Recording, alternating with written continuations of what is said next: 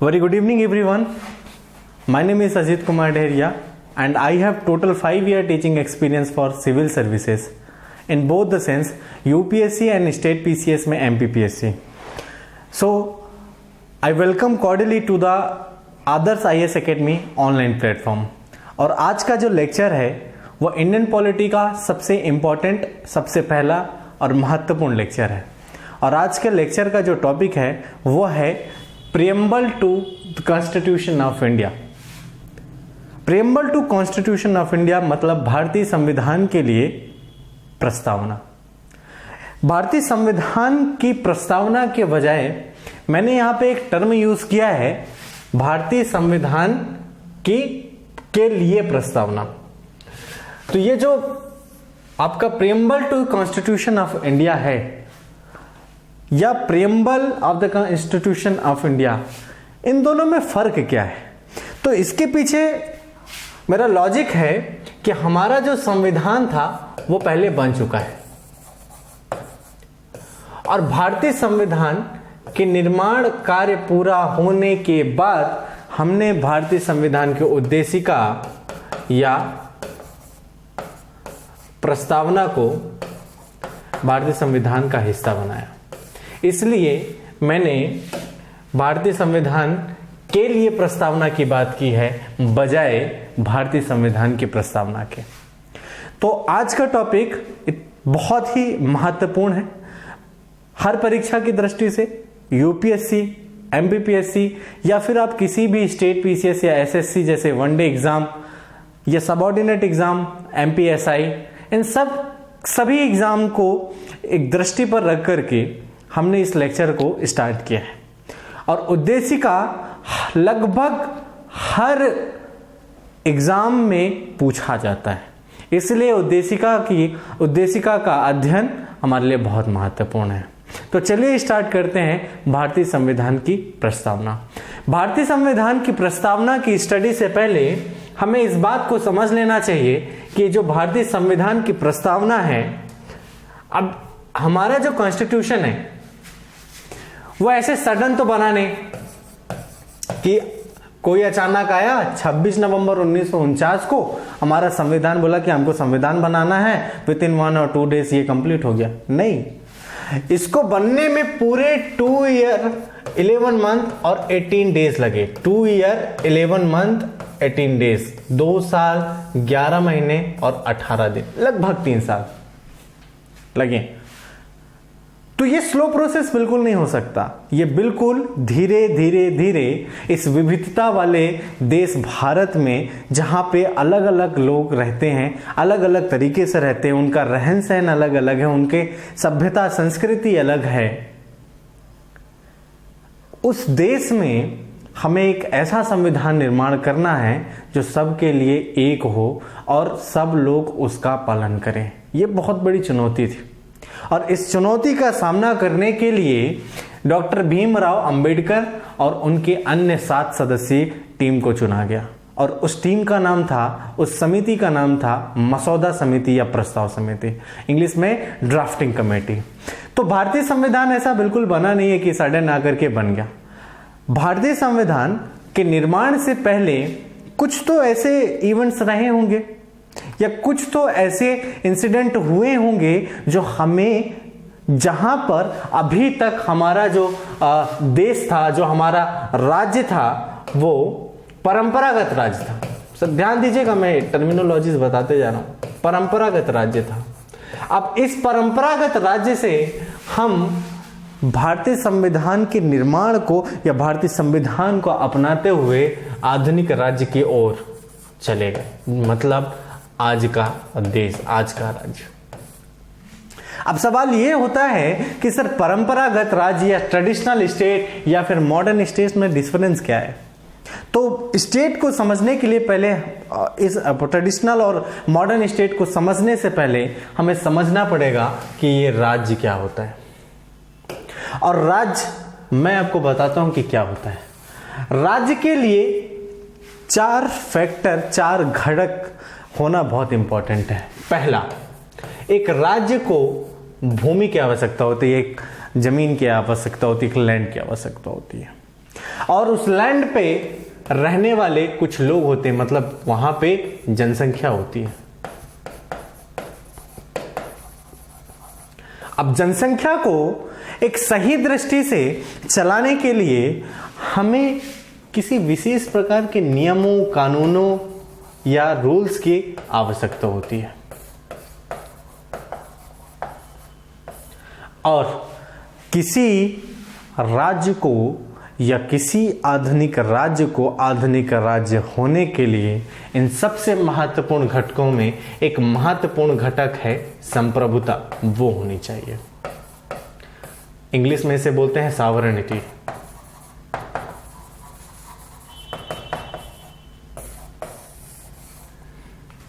समझते हैं कि सॉवरेनिटी या संप्रभुता होती क्या है। तो आज से लगभग हमको आजादी मिली सर 15 अगस्त 1947 को, और 15 अगस्त 1947 के पहले, प्लीज ध्यान देने वाली बात, 15 अगस्त 1947 के पहले हमारे पास इन तीनों घटकों में सब घटक थे सर। हमारे पास लैंड भी था, हमारे पास जनसंख्या भी थी, हमारे पास नियम कानून भी थे, लेकिन हमारे पास नहीं में कुछ नहीं था, तो वो थी संप्रभुता। इसलिए हम 15 अगस्त 1947 के पहले आधुनिक राज्य नहीं थे, हम परंपरागत राज्य थे, क्योंकि हमारे पास संप्रभुता नहीं थी। अब संप्रभुता 15 अगस्त 1947 के पहले हम पर जो शासन चलता था, वो चलता था शासन किसका? अंग्रेजी शासन या अंग्रेजों का शासन। किसका चलता था? अंग्रेजों का शासन। इसका मतलब कि हम पर शासन करने वाले हमारे लोग नहीं हैं, या फिर हम पर शासन करने वाले हम स्वयं नहीं हैं। हम पर शासन करने वाली एक विदेशी शक्ति अंग्रेज है। तो संप्रभुता का मतलब यह होता है कि किसी भी प्रकार से हमारे ऊपर किसी और का शासन ना हो, और इसीलिए हम 15 अगस्त 1947 अर्थात हमारी आजादी के बाद हमारे द्वारा लागू किए गए कानून, हमारे द्वारा बनाए गए संविधान के कानून हम पर लगाए जाते हैं, या हम उनके अनुसार चलते हैं। हम पर अंग्रेजी शासन नहीं, हमारे ऊपर अगर किसी का शासन है तो वह भारतीय कानूनों का शासन। तो हम परंपरागत राज्य से आधुनिक राज्य की ओर चले आए। कब? जब हमें आजादी मिली और जब हमारा संविधान 26 नवंबर 1949 को बन गया। तो ये तो बात थी आपके परंपरागत समाज और आधुनिक राज्य की। अब इस आधुनिक राज्य में जो संविधान बना, उस संविधान को बनने के बाद हमने एक तथ्य और अपने संविधान में स्वीकारा, जिसका नाम है उद्देशिका या प्रस्तावना। तो सर ऐसे कौन से प्रभाव थे कि संविधान बनने के लिए प्रेरक तत्व बने और भारतीय संविधान और संविधान के उद्देशिका को अपनाए? तो कुछ इवेंट्स है, उसके बारे में जान लेते हैं। तो कौन से वो इवेंट्स थे और संविधान को बनाने वाले वो कौन से लोग थे, इसकी कहानी को समझते हैं। तो इसकी कहानी के लिए हमें पता है कि भारतीय कॉन्स्टिट्यूशन या father of the Indian constitution कौन है? आपको पता है इनका नाम? Sir doctor Bhimrao Ambedkar. भारतीय पूरे भारत की संविधान सभा में अगर किसी को सर्वाधिक कानून का ज्ञान था तो वो थे डॉक्टर भीमराव अंबेडकर। और डॉक्टर भीमराव अंबेडकर को 29 अगस्त, ध्यान देने वाली बात, 29 अगस्त 1947 को एक मसौदा समिति बनाई गई संविधान सभा द्वारा। किसके द्वारा? संविधान सभा द्वारा एक मसौदा समिति बनाई गई। और इस मसौदा समिति का या ड्राफ्टिंग कमेटी, इसको इंग्लिश में हम बोलते हैं ड्राफ्टिंग कमेटी। Drafting committee. इस मसौदा समिति का महत्वपूर्ण काम था कि जितने भी देश हैं सभी देशों के संविधान का अध्ययन करना है, और सभी देशों के संविधान के अध्ययन के बाद जो हमारे काम की चीजें हैं उसे छानकर एक मसौदा तैयार करना है। सर एक ड्राफ्ट तैयार करना है। क्या है ड्राफ्ट? क्या है मसौदा? सर ये मसौदा वो है जिसको आधार रख करके संविधान सभा के अंदर और संविधान सभा के बाहर उस पर चर्चा की जाए, और इसी ड्राफ्ट को आधार बना करके लगभग हमने 6000 विषयों में से 3000 विषयों, लगभग 3000 विषयों पे एक अच्छा डिस्कशन चला करके भारतीय संविधान का निर्माण किया। और ये जो ड्राफ्ट था 29 फरवरी 1947 को परिचालित किया गया, ताकि इस ड्राफ्ट पर संविधान के सभी सदस्य संविधान सभा के अंदर, संविधान सभा के बाहर विचार विमर्श कर सकें और एक ऐसे निष्कर्ष पे आ सकें जो इस पूरे विविधता वाले राज्य को चलाने वाला है, विविधता वाले देश को चलाने वाला है। और इस प्रकार संविधान का निर्माण हुआ। और सर जब 29 अगस्त 1947 को डॉक्टर भीमराव अंबेडकर को अध्यक्ष के रूप में चुना गया ड्राफ्टिंग कमेटी या मसौदा समिति के लिए, तो इनके साथ 7 अन्य सदस्य भी थे और इनके नाम ये हैं अल्लादी कृष्ण स्वामी अय्यर, डीपी खेतान, एन माधव राव, के M Munshi, N Gopal Swami Iyengar, T Krishnamachari जो कि कांग्रेस के सदस्य थे, और 7वें थे सैयद मोहम्मद सादुल्ला जो कि मुस्लिम लीग के थे। सिंस मुस्लिम लीग ने संविधान सभा से अपने आप को दूर रखा था, क्योंकि उनकी डिमांड थी एक इंडिपेंडेंस डोमेनियन या स्वतंत्र डोमेनियन अर्थात पाकिस्तान की मांग थी, इसलिए उन्होंने संविधान सभा को नकार दिया या संविधान सभा से अपने आप को दूर रखा। और इस वजह से सैयद मोहम्मद सादुल्ला और कुछ अन्य सदस्य जिनके अचानक मृत्यु हो गई थी उनको रिप्लेस किया गया। लेकिन ध्यान देने वाली बात यह है कि 29, अगर सवाल पूछा जाए कि 29 अगस्त 1947 को डॉक्टर भीमराव अंबेडकर जिस मसौदा समिति के अध्यक्ष चुने गए थे, उनके अन्य सदस्यों के नाम क्या थे, तो आप बताएंगे इसके बारे में। और इसके बाद जो चेंजेस हुए वो लेटर ऑन जब हम संविधान का गठन पढ़ेंगे तो वो पता चल जाएगा। तो सर इस father of the constitution doctor Bhimrao Ambedkar और अन्य जो ड्राफ्ट कमेटी के लोग थे, उन्होंने एक ड्राफ्ट तैयार किया जिसमें अच्छा लंबा विचार विमर्श हुआ, और फिर 26 नवंबर 1949 को वह विचार विमर्श संविधान नामक परिणाम बनकर सामने आया। और संविधान जब बन गया तो हमने भारतीय संविधान की प्रस्तावना को एक्सेप्ट किया।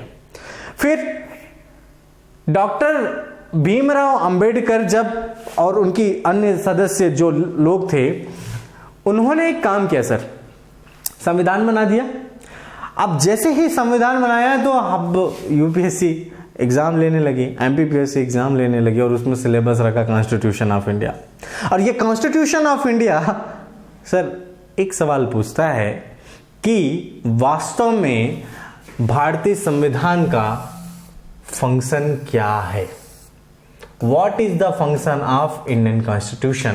तो उसके जवाब में हमको बताना है कि भारतीय संविधान एक विचारधारा है, एक अभिव्यक्ति है जो हमारे देश के सभी लोगों को प्राप्त है।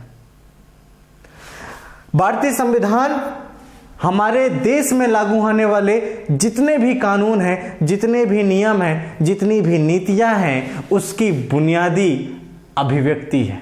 अर्थात इसका दूसरा फंक्शन है बुनियादी कानून की अभिव्यक्ति। तीसरा, भारतीय संविधान का अध्ययन करने से हमें यह पता चल जाता है कि भारत में जो सरकार है, भारत में जो भी शासन प्रणाली है, उसकी संगठनात्मक व्यवस्था कैसे है, उसका संगठनात्मक ढांचा कैसा। जैसे आगे चल करके हम पढ़ेंगे कि हमारे यहाँ सर फेडरल कॉन्स्टिट्यूशन क्या होता है, ठीक है, फिर यूनिटरी कॉन्स्टिट्यूशन यानी एकात्मक संविधान क्या होता है। तो ये बताता है, संविधान बताता है कि हमारे देश की शासन प्रणाली कैसी। फिर सरकार कितने स्तर पर काम करेगी सर, सरकार कितने स्तर, तो हमारे यहाँ त्रिस्तरीय सरकार है, केंद्र सरकार, राज्य सरकार, सेंटर स्टेट रिलेशन, हम एक लेक्चर पढ़ेंगे। और फिर इसके बाद आप पढ़ोगे पंचायती राज व्यवस्था या फिर स्थानीय प्रशासन। तो ये सरकार के स्तर है, हमारे कॉन्स्टिट्यूशन पे दिया गया है सर। कॉन्स्टिट्यूशन ही बताता है कि सरकार का स्तर क्या है। और सबसे इंपॉर्टेंट कि इस संविधान का फंक्शन ये है कि कभी भी हमें संशोधन की आवश्यकता पड़े तो संविधान के दायरे पे रह करके हमें संशोधन करना है, अमेंडमेंट करना है। संशोधन के प्रावधान भी खुद संविधान में दिए हैं। अब महत्वपूर्ण बात क्या है, संशोधन के प्रावधान। या सर आप कैसी बात कर रहे हैं, संशोधन का प्रावधान क्या है? आप इसे ऐसे समझ सकते हैं, जैसे डॉक्टर भीमराव अंबेडकर व अन्य संविधान सभा के जो सदस्य हैं उस समय सब डिबेट कर रहे थे, आपस में विचार विमर्श कर रहे थे उस ड्राफ्ट पे। अब जब आप ये सोचने वाली बात है, उस वक्त तो हमारे पास एंड्रॉइड फोन नहीं था दैट कि we have a video which is going to upload in YouTube और इससे हम साइबर क्राइम जैसा कुछ कॉन्सेप्ट आने वाला है। तो साइबर क्राइम 1946 के आसपास नहीं थी, साइबर क्राइम 1946 में नहीं थी सर, जब संविधान सभा में सब डिस्कस कर रहे थे। साइबर क्राइम तो आज आया ना सर, जिसके वजह से प्राइवेसी खत्म हो सकती है, जिसके वजह से बहुत सारे क्राइम्स हो सकते हैं। तो उसके लिए हमें एक नए कानून की आवश्यकता पड़ेगी जो पहले नहीं थी, तो हमें एक संशोधन की आवश्यकता तो पड़ेगी। तो ये संशोधन के जो प्रावधान है कॉन्स्टिट्यूशन में दिए गए, ये sir function of the Indian constitution. So this is the function of the constitution. जब आपसे कोई पूछे कि आपके संविधान के कार्य क्या हैं, तो आप ये बताएं सर 5 और उसे एक्सप्लेन करें।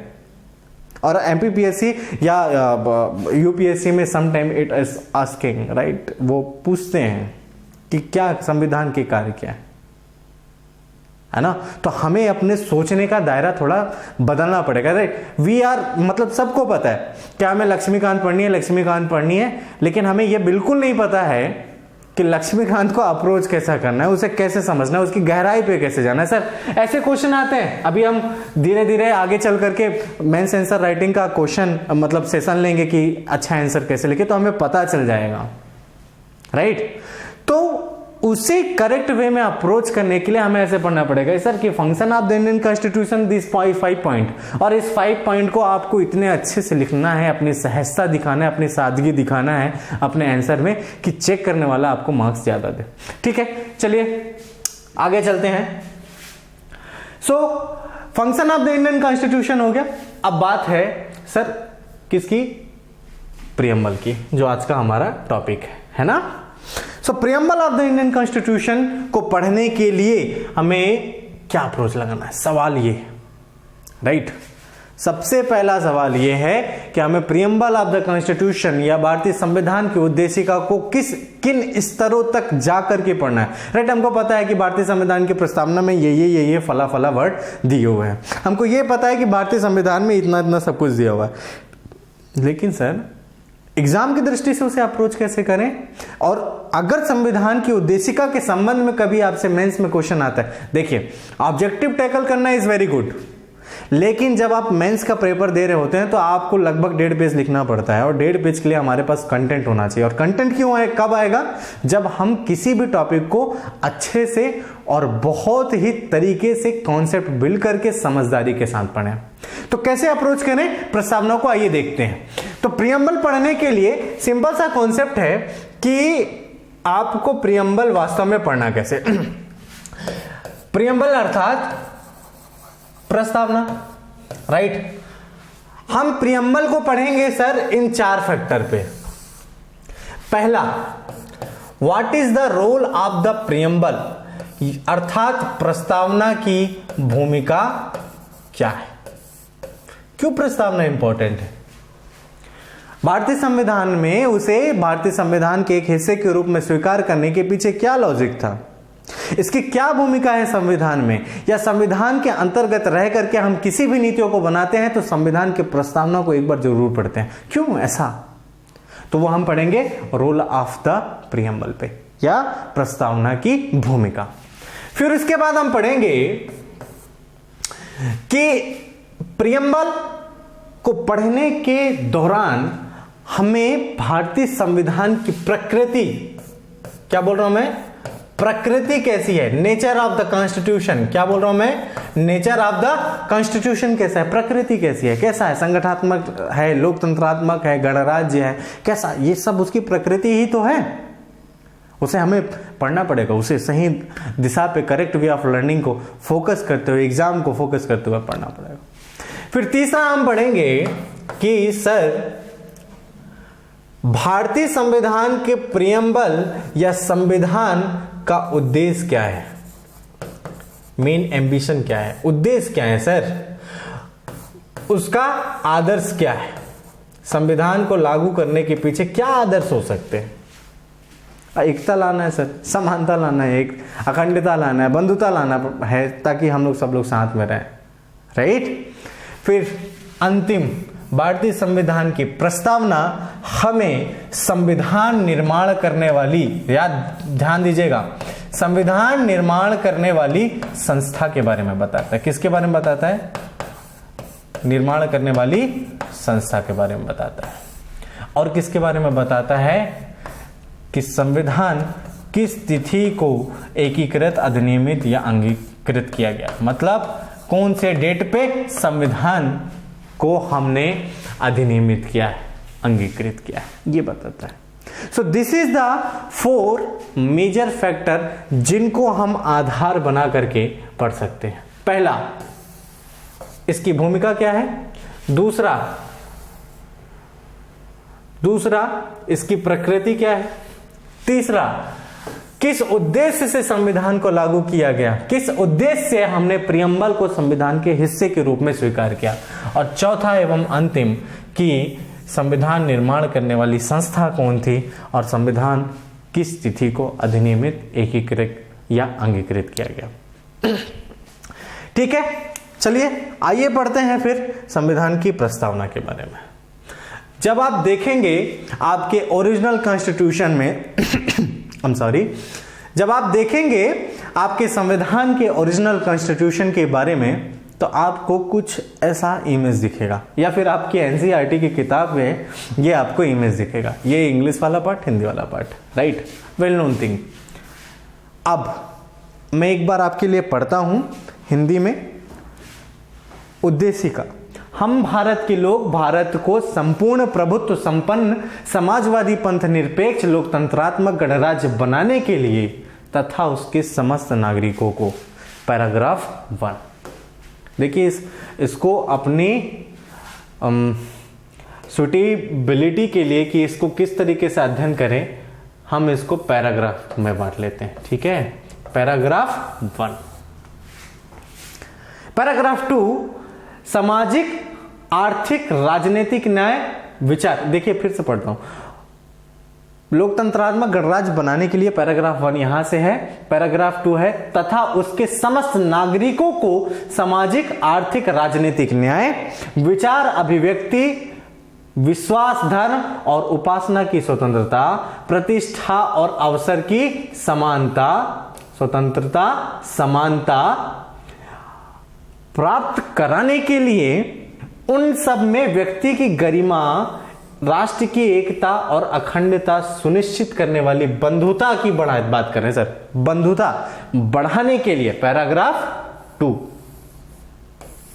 पैराग्राफ 2, दृढ़ संकल्प होकर के इस संविधान सभा में आज तारीख 26 नवंबर, सर कहां पे, संविधान सभा में, इंपॉर्टेंट, कहां पे, संविधान सभा में आज तारीख 26 नवंबर 1949 को मिति मार्गशीर्ष शुक्ल सप्तमी संवत 2006 विक्रमी को एतद द्वारा संविधान को अंगीकृत, अधिनियमित और आत्मार्पित करते हैं। पैराग्राफ 3, सब 3 पैराग्राफ है। उद्देशिका को समझने के लिए हमने इसे 3 भाग में बांट लिया। देखिए क्या कहता है, तीनों भाग में बांटने के पीछे क्या लॉजिक, आइए मेरे साथ। सर पहली बात, पैराग्राफ 1, पैराग्राफ 1 क्या कहता है सर, देखिए ध्यान देने वाली बात, पैरा 1 कहता है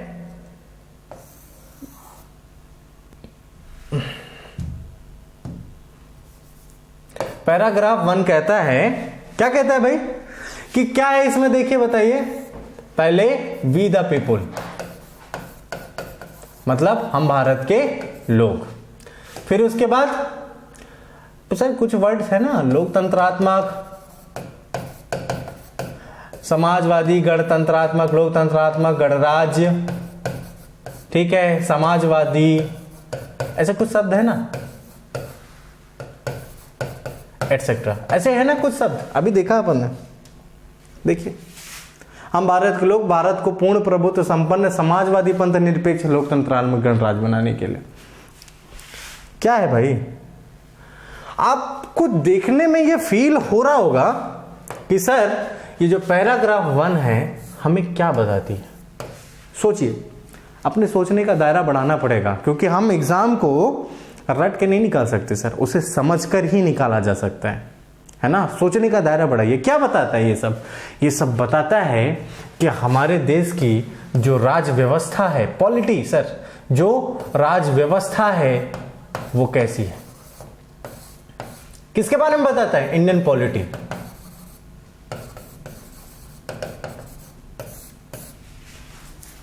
राज व्यवस्था के बारे में बताता है। क्या है भाई राज व्यवस्था, सोचिए सोचिए क्या है राज व्यवस्था।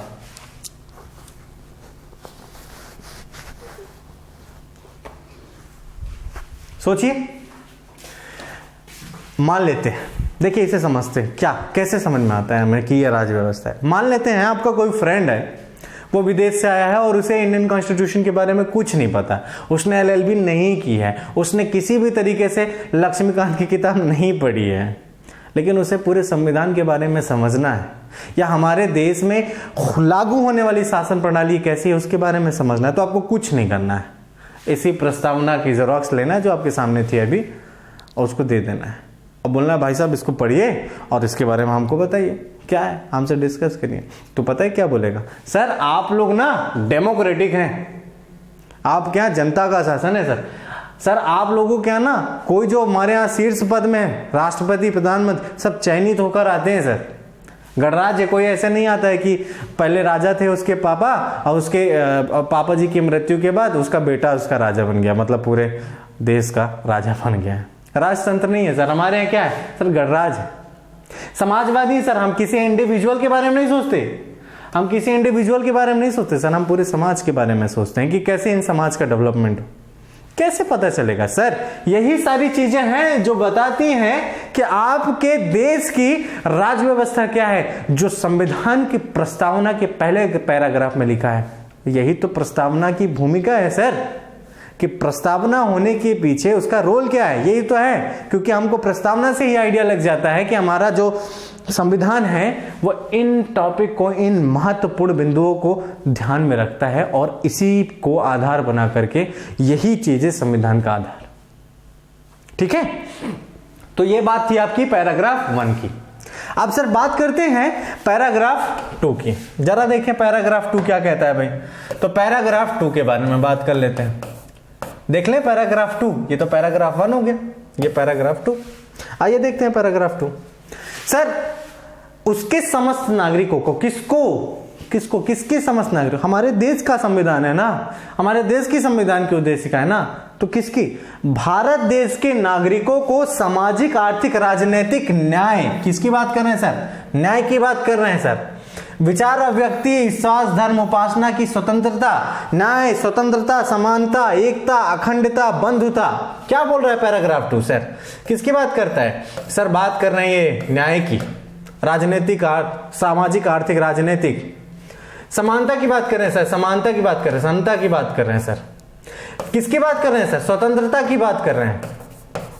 क्यों, पहले पैराग्राफ में बताया गया कि राज्य व्यवस्था क्या है, और राज्य व्यवस्था लागू करने के बाद उसका मतलब ऐसी राज्य व्यवस्था लागू करने के पीछे क्या लॉजिक है सर। पैराग्राफ 2 इज आंसर कि सर अगर हम ऐसी राज्य व्यवस्था लेके आएंगे, क्यों लेके आएंगे, क्योंकि हमारा उद्देश्य यह है कि हम अपने नागरिकों को, पैराग्राफ सिटीजन ऑफ इंडिया को सर, किसको, सिटीजन ऑफ इंडिया को हम ये देना चाहते हैं सर, न्याय लाना चाहते हैं उनके बीच में, हम उन समानता लाना चाहते हैं सर, उनको स्वतंत्रता देना चाहते हैं। समझ रहे हैं क्या बताता है पैराग्राफ 2। पैराग्राफ 2 बताता है कि भारतीय संविधान का उद्देश्य क्या है, उसका आदर्श क्या है सर, आइडियलिज्म क्या है सर, आदर्श क्या है, उसका उद्देश्य क्या है, ambition, what is the purpose, what is the ambition. Sir यही उद्देश्य को लागू करती है, इसलिए तो प्रस्तावना को हम उद्देशिका कहते हैं कि संविधान लागू करने के पीछे सर ये तो हमारे उद्देश्य हैं। बात समझ रहे हैं? ये तो हमारे उद्देश्य हैं, न्याय, समानता और स्वतंत्रता। Please look into this. ये राज्य व्यवस्था और ये उद्देश्य। गेटिंग माय पॉइंट ना? इस राज्य व्यवस्था को, ये sir we the people of India, लोकतंत्र, गणराज्य, समाजवादी, पंथ निरपेक्ष, सब कुछ, ये राज्य व्यवस्था का उद्देश्य क्या है सर? लागू करने के पीछे उद्देश्य क्या है? क्योंकि अगर ये राज्य व्यवस्था रहेगी तो हमारे पास ये न्याय, स्वतंत्रता, समानता, एकता, अखंडता, बंधुता जैसी चीज लागू होगी सर। ये हमारा उद्देश्य है। Paragraph 2, focus on that. Paragraph 2 क्या बता रहा है सर? संविधान का उद्देश्य।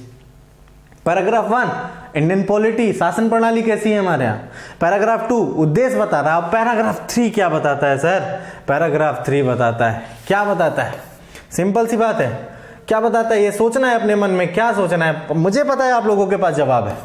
पैराग्राफ 3 में इस बात के बारे में बल दिया गया है, या इस बारे में बताया गया है कि संविधान निर्माण करने वाली संस्था कौन है। तो हमको पता है कि कौन है सर, हमको पता है संविधान निर्माण करने वाली संस्था सर, सब जानते हैं, संविधान सभा है। क्या है? Constituent assembly. और संविधान को लागू करने की तिथि या उसे आत्मार्पित करने की तिथि क्या है सर? तिथि, डेट, तिथि क्या है सर? सबको पता है कि 26 नवंबर 1949 को, कब? 26 नवंबर 1949 को हमने संविधान को आत्मार्पित कर लिया सर, और 26 जनवरी 1950 को संविधान को लागू कर दिया। आज के लेक्चर के लिए थैंक यू। अब अगले लेक्चर में हम पढ़ेंगे कि ये जो आपको राज्य व्यवस्था दिख रही है, इन सारे कंटेंट का मतलब क्या है सर, कि लोकतंत्रात्मक व्यवस्था क्या है, गणराज्य क्या है, समाजवादी पंथ निरपेक्ष व्यवस्था क्या है, न्याय क्या है, समानता क्या है, एकता, अखंडता, बंधुता क्या है। तो आज के लिए इतना ही, चलते हैं नेक्स्ट क्लास के लिए। धन्यवाद।